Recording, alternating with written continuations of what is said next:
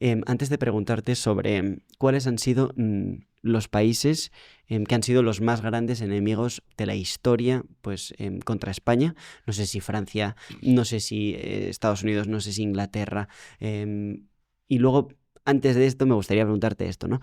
Sobre los, si quieres, tres grandes momentos de la historia de España. Y luego también hay gente que no conoce, por ejemplo, a Blas de Lezo. No sé si podrías contarnos quién es él o gente como él.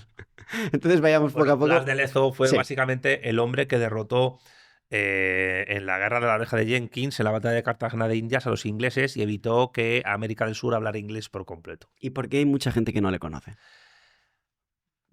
A ver, Aunque cada vez hay más gente que le conoce, pues pero... porque la historia de España que se enseña en las escuelas no es una historia a favor de España.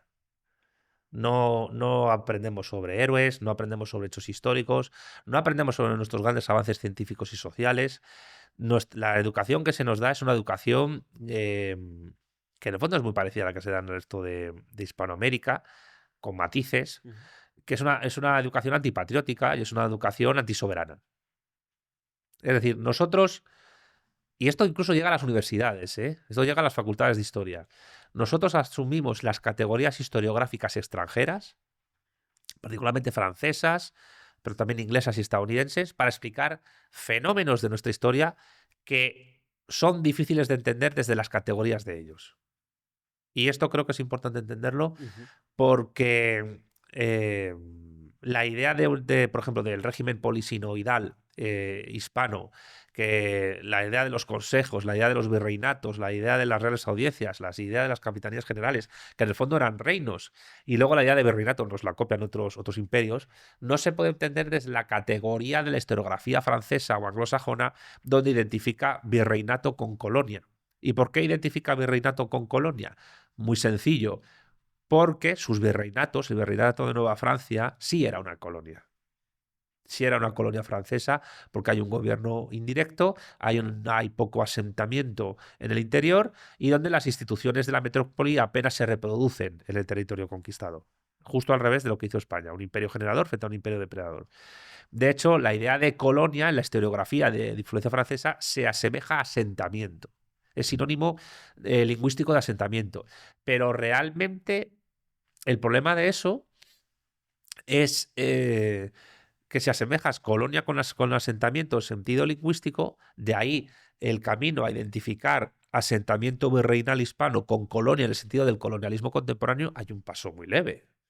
Porque quien denomina, domina. ¿Y quién está dominando en la forma de entender la historia española que se enseña en las escuelas y en las universidades? Y así sale gente como Puto Miquel, etcétera. Pues básicamente, a nivel académico, la historiografía francesa y anglosajona que utiliza categorías que pretenden que son analogables a otras realidades históricas y sociales, pero no lo son. Y ahí es donde España y el mundo hispano se mete en el saco de eso que se llama Occidente y en el saco de eso que se llama la modernidad. Y esto nuestras clases dominantes, lo que se llaman en algunos lugares se llaman élites, lo han asumido hasta tal punto que entienden que España tiene que ser continuación de eso. Y de hecho, desde el siglo XVIII, esa idea que la implantan los Borbones ha sido común prácticamente con vaivenes a todos los regímenes, incluido el franquismo. El franquismo, de alguna manera, aunque trata de invertirlo, también asume la leyenda negra, pero viéndola como algo positivo. Eso que algunos llaman leyenda rosa no es más que una vuelta del revés de la leyenda negra. Es decir, eh, ¿se explotaba indígenas en las minas de Potosí? Eso es positivo. Eso es leyenda rosa.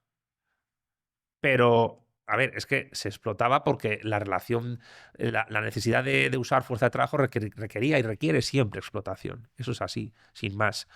El problema es que también en el franquismo, que está muy influido por el regeneracionismo de Joaquín Costa al inicios del siglo XX, que es una idea política transversal a nivel ideológico que influye también en la Segunda República, entiende que España va retrasada con el resto de países, no se ha subido al carro de la modernidad capitalista y de hecho tiene que copiarla. Y la copia primero acercándose a Europa, la famosa frase de Ortega y Gasset, de Europa es el problema, perdón, España es el problema, Europa la solución, que también hay que decir que en los últimos años de su vida reniega de esa idea.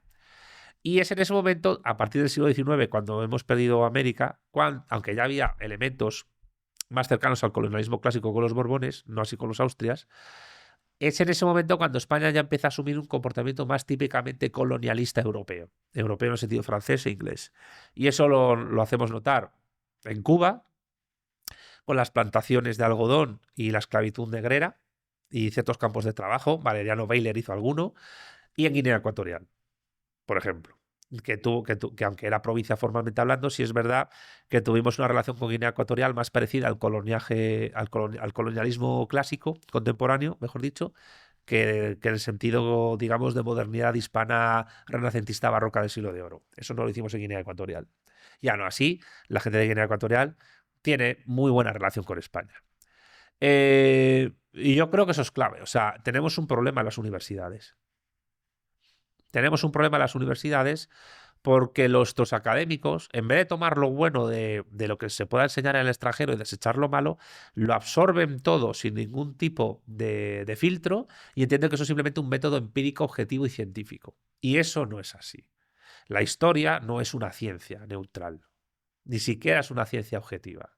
Es una disciplina del conocimiento que es muy necesaria, pero es un campo de batalla político, absoluto y completo. Y yo, de verdad, a vuestros seguidores de la D3, les pido que vayan a cualquier departamento de una universidad y que vean los mamoneos que hay entre los profesores y los pupilos para meter ahí gente. Todo también tiene que ver no solo con gracias personales, sino también con tema político. Es muy difícil destacar en las facultades de historia de España o de otros países, yo que sé, de Costa Rica, de México o de Argentina o de Estados Unidos, si no asumes la metodología impuesta por esta historiografía franco-anglosajona y al mismo tiempo la ideología progresista izquierdista que es hegemónica en las ¿Y facultades. crees que eso va a terminar o está terminando? No lo sé, porque ahora Donald Trump quiere mangonear a la Universidad de Harvard para que deje de recibir millones del extranjero y que se eduque en un sentido más patriótico al país. Yo, si fuese Donald Trump, hiciera lo mismo, pero es muy difícil hacer eso cuando Harvard se ha convertido en un nido de izquierdistas. Es que el problema de las facultades, sobre todo en ciencias sociales, es que están llenas de izquierdistas. Y yo con izquierdistas no me estoy refiriendo a una crítica a las izquierdas. Me estoy refiriendo en el sentido leninista de la palabra. Lenin tiene un texto que se llama El izquierdismo, enfermedad infantil del comunismo. Y en las facultades de ciencias sociales y humanidades hay mucho izquierdista, mucho infantil, mucho infantilismo y mucha toma de partido por lo que Frantz Fanon llamó en su libro famoso Los condenados de la tierra, es decir, la otredad posmoderna. Ese posmodernismo filosófico, al final todo esto es filosofía, si te das cuenta. Yo, aunque trato temas de historia y todo eso, en el fondo lo que estoy haciendo siempre es filosofía de la historia. Un historiador puede ser muy bueno en documentación de fuentes, pero las fuentes siempre son interpretables, incluso las fuentes primarias. Lo importante para el historiador es tener una buena filosofía de la historia desde la cual interpretar los sucesos del pasado, que tampoco él puede interpretar los sucesos del pasado porque esos ya no existen. Él solo puede interpretar las reliquias y relatos que quedan del pasado, los documentos, los restos arqueológicos, los restos arquitectónicos, los testimonios, y cuidado porque los testimonios pueden estar viciados. Te voy a poner un ejemplo que lo manejan muchos izquierdistas criptonegro legendarios que se creen que no lo son. El famoso texto de Bernal Díaz del Castillo sobre la conquista de Nueva España. En ese texto, Bernal Díaz del Castillo habla de la crueldad de Hernán Cortés. La cuestión es, por el mero hecho de que Bernal Díaz del Castillo hable de eso, ¿hay que validar su testimonio? Porque hay otros testimonios de la época que pueden hablar de la crueldad de Hernán Cortés, pero también pueden hablar de su parte, digamos, más social, la construcción de hospitales, la impartición de justicia, el hecho de que evitara una venganza por parte de los pueblos sometidos por los mexicas, como los tlaxcalas, etcétera. Y entonces te da que pensar en el sentido, ¿habría algún tipo de conflicto de intereses entre Hernán Cortés y Bernal del Castillo? Habría que analizar eso. Durante un tiempo se dijo, creo que se ha desechado esa hipótesis, que el propio Hernán Cortés fue Bernal Díaz del Castillo. Pero claro, la cuestión es, si así es, ¿por qué habla negativamente de sí mismo? Con un sobrenombre, con un seudónimo. ¿Lo haría para ganarse el favor de alguien? Bueno, esto todo son hipótesis. El tema es que el historiador, por muy buen manejo que tenga de los archivos, no puede saber eso, solo conjetura. Y al final el historiador construye relatos. Y unos relatos se contravienen contra otros. Es inevitable. Eso pasa en cualquier tipo de fenómeno histórico. Pasa en el periodismo, pues imagínate lo que pasa con la historia. Yo creo que, sin negar que haya gente muy competente, eh, hay un exceso de positivismo empírico y de descripcionismo en lo que se enseña en las facultades de historia, que trata de convertir una disciplina que normalmente ha estado dentro de lo que se llama vagamente las humanidades, junto con la filosofía, en una ciencia empírica parecida a la mecánica clásica, a la química o a la termodinámica. Y eso no puede ser. Es imposible. Un dato, una fecha es impepinable, pero la interpretación de esos hechos es tremenda. Es decir, y aparte que hay gente que incluso a la gente que critica la leyenda negra antiespañola los llama revisionistas, porque es un término que se usa para aquellos que critican la idea de que hubo un holocausto judío, que es necesario un revisionismo histórico, etcétera. Pues es un término despectivo, peyorativo. Claro, pues ¿sabes cuál es el problema de esto? Que es que la historia está siempre en continua revisión, constantemente. Ninguna obra historiográfica es definitiva sobre ningún asunto, realmente. Ninguna. Todas están abiertas, nunca ninguna está cerrada. Y es a medida que van avanzando los descubrimientos de reliquias, de relatos, etcétera, como se puede construir un relato, porque siempre va a ser un relato, y no quiero ser posmoderno con esto, pero es un relato más o menos afín a lo que ocurrió. La cuestión es que, claro, ¿quién le pone el cascabel al gato en la academia? Aquí tenemos un problema con las universidades, aquí en el resto del mundo democrático. Porque las universidades son ámbitos de poder muy fuertes, son ámbitos de disputa política e ideológica y son ámbitos donde muchas veces la financiación de una investigación depende de la afinidad ideológica de los que van a trabajar en ella y de los que les pagan. Lo mismo ocurre quizá con los medios de comunicación. Totalmente, totalmente. Pero es que en los medios de comunicación es donde se ve la mayor conexión entre las facultades, entre las universidades y esto. Porque las facultades de periodismo que generan progres, izquierdistas, también liberales, que los liberales son progres, pues también son progres que no quieren pagar impuestos, pero son progres. Y los progres son liberales que quieren vivir de los impuestos de los demás. Es la única diferencia entre ellos. Pero el problema de las universidades es que, ¿cómo decirlo? Que es lo que intenta modificar Donald Trump, pero yo creo que no lo va a conseguir. Es que las universidades se han convertido en lugares donde sus profesionales viven en una burbuja laboral y mental e ideológica. Tienen unos salarios, los catedráticos y los profesores titulares, que ya querría más de un trabajador tenerlo. Una seguridad laboral importante. Y sin embargo, viven completamente alejados de la realidad de muchas cosas, de la realidad que les rodea a nivel social, político, etcétera. No tienen apenas contacto con la misma, pero aún así la influyen, pero no se dejan influir por ella. Y, por ejemplo, pues no se dan cuenta del impacto político que puede tener un análisis historiográfico sobre cualquier cosa. Se quejan, por ejemplo, de que Marcelo Gullo es que no es historiador. Digo, a ver, ¿qué es ser historiador? ¿Tener un título? Vosotros mismos en la Academia de Historia podéis reconocer como historiadores a gente que no tiene el título de historiador. ¿Por qué nos gusta Marcelo Gullo? ¿Por cómo maneja las fuentes? No, no es por cómo maneja las fuentes, porque las fuentes también son discutibles, incluso las fuentes primarias. Es por lo que dice. Es por lo que dice. Y porque Marcelo, que es politólogo, entiende que la historia es un instrumento político. Cosa que el historiador se niega a ver. O sea, el problema del historiador es que se niega a ver que la historia es un instrumento, es un campo de batalla político, total y absoluto. Lo es para todo, para el Imperio Español, para la historia del comunismo, para la historia de España, para la historia de la ciencia incluso. No hay ámbito donde no haya un análisis historiográfico donde no se esté en lucha, en batalla, donde varios historiadores pelean entre sí. María Elvira Roca Barea se la ha criticado mucho por Imperiofobia y Leyenda Negra. Se ha atacado, es que maneja las fuentes, es que no es historiadora. Insisto con lo que te he dicho de la filología. Pero ahí tienes el apoyo de Carmen Iglesias, de la Real Academia de la Historia. ¿Quién ha criticado a María Elvira Roca Barea? El libro más importante que se publicó contra ella, dejando aparte artículos en El País, etcétera, fue el de José Luis Villacañas, Imperiofilia y Populismo Nacional Católico, que ya el título se las trae. Es filósofo. no se ha formado como historiador, pero en filosofía hay asignaturas de historia, por lo menos de historia de la filosofía. Pero henos aquí, que hace unos años, no deja de ser curioso, Villa Cañas recibe el premio Miguel de Unamuno, amigo de los protestantes. ¿Por qué? Por su obra.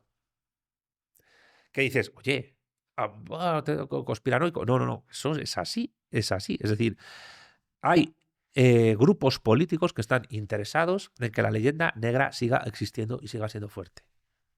Y te digo la leyenda negra española por no ir a la anticomunista, que también la hay.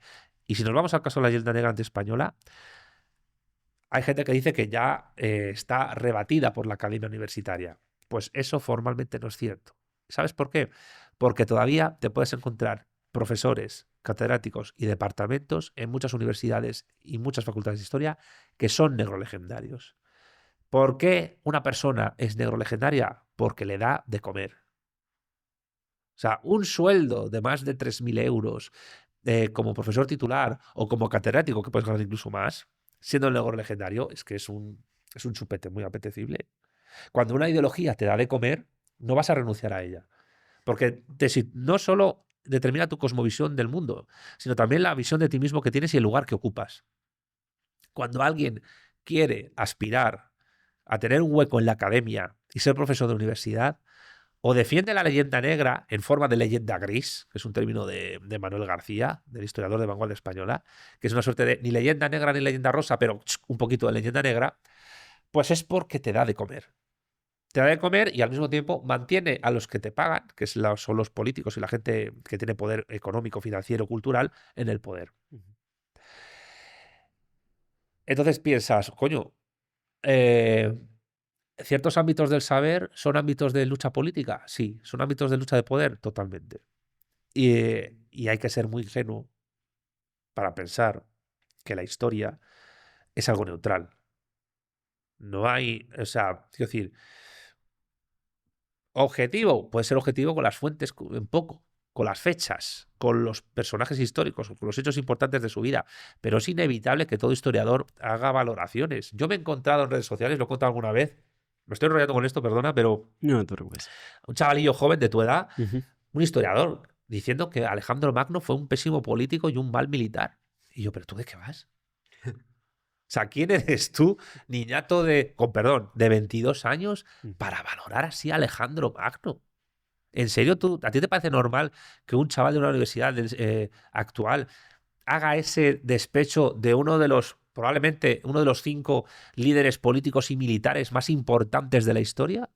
¿A ti eso te parece normal? Pues ¿por qué ocurre? Porque se educa a los historiadores en lo que Gustavo Bueno llamaba el complejo de Jesucristo. Ellos dicen que no hacen valoraciones de la historia, pero sí las hacen constantemente, de manera inconsciente. De la misma manera que los científicos hacen filosofía espontánea, los historiadores también lo hacen. Y el problema es que los historiadores no se dan cuenta de que no están en condiciones en absoluto de hacer ningún tipo de valoración de hechos del pasado. Valoración moral, ética o política. Pero las hacen, es inevitable que las hagan.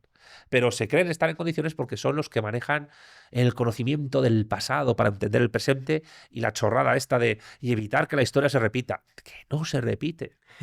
Tú eso lo has oído muchas veces, ¿no? Hay que conocer la historia para evitar que se repita.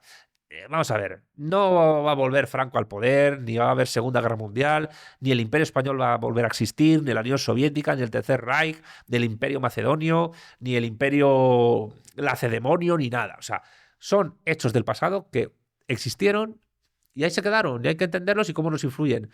Pero aprender historia para evitar que se repita, sé que es inevitable que rime la historia, es decir, pero es que esto ya lo estudiaba. Pero esto no es competencia del historiador. Esto en todo caso será un análisis filosófico. Cuando Platón y Aristóteles en la República o en política te analizan las distintas formas de sistema político y te dicen cómo se pasa de la aristocracia a la oligarquía, de la oligarquía a la democracia, de la democracia a la tiranía, te está explicando formas de configuración del poder de clase y de personas que se dan en esos tipos de regímenes políticos.